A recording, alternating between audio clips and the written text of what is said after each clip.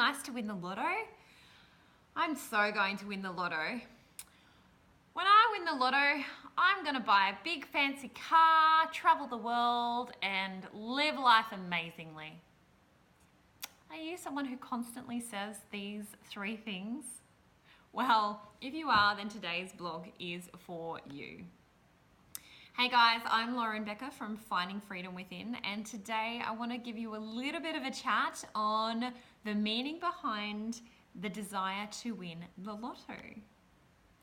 So, I used to be someone who constantly wanted to win the lotto, right? I didn't even think there was actually anything wrong with this.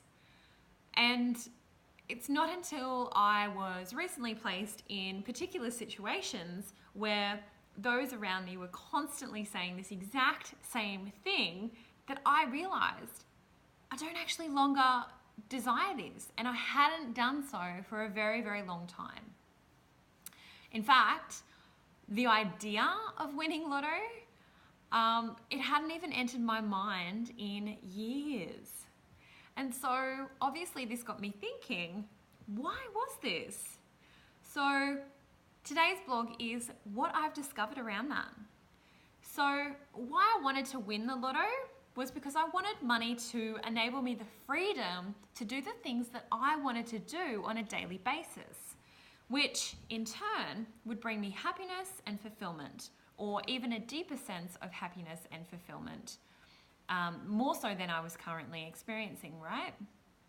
And it's not until I started learning about the things that I desire, for example, the human body, how we function, the philosophy of life, etc., that I actually stopped desiring freedom and happiness and started living it. I started to expand my mind and to look at possibilities, to look at life with possibilities as opposed to limitations, right? And I started to realize that if I wanted something, then I have the choice to make it happen because no one else is going to do it for me. And so as human beings, we are naturally and constantly expanding. Therefore, when we stop expanding or growing, we start to feel caged and limited. Therefore, desiring, right? That's when we start to desire to win more money, to win the lotto. Because we feel and think that winning the lotto and freeing ourselves from those financial binds is what will actually give us this freedom and expansion and happiness, right?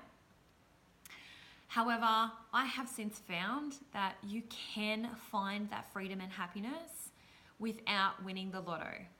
You want to know how? We choose it. When we start thinking when we have to live our lives in a certain way, or that we only have a limited amount of money to do things with, we actually begin to feel restricted and limited because we're actually restricting and limiting ourselves, right? Now, I challenge you this. At some point in your life, your current living situation was what you chose. Whether it be to have children, to own a house, to be constantly traveling, or whatever your situation, your limiting situation might be. So think back to a few years ago, or maybe for you it's a couple of months ago or a few months ago. You will notice that you actually did choose this, right? You had thoughts around this lifestyle and of these choices. Therefore, if you chose this, then you have the freedom of choice to choose something different for your future. And so now, knowing that you're actually in this situation because you chose it, surely this enables you to no longer feel limited, as you now know that you have the power to choose and create something entirely different for your future. Now, another huge factor I ask you to consider with this is simple: gratitude. And like I mentioned before, having the awareness now that the universe has delivered to you exactly what you have once asked for, having gratitude for the constant support from source should grow your feelings of abundance and allow you to feel more fulfilled and happy, which we know is the outcome that we desire when we want to win the lottery, right? So, as Wallace D. Wattles says in his book, The Science of Getting Rich, let me just pull it up here for you. It is easy to understand that the nearer we live to the source of wealth, the more wealth we shall receive. And it is easy to also understand that the soul that is always grateful lives in closer touch with God than the one which never looks to him in thankful acknowledgement. The more gratefully we fix our minds on the Supreme when good things come to us, the more good things we will receive, and the more rapidly they will come. And the reason simply is that the mental attitude of gratitude draws the mind into closer touch with the source from which the blessings come.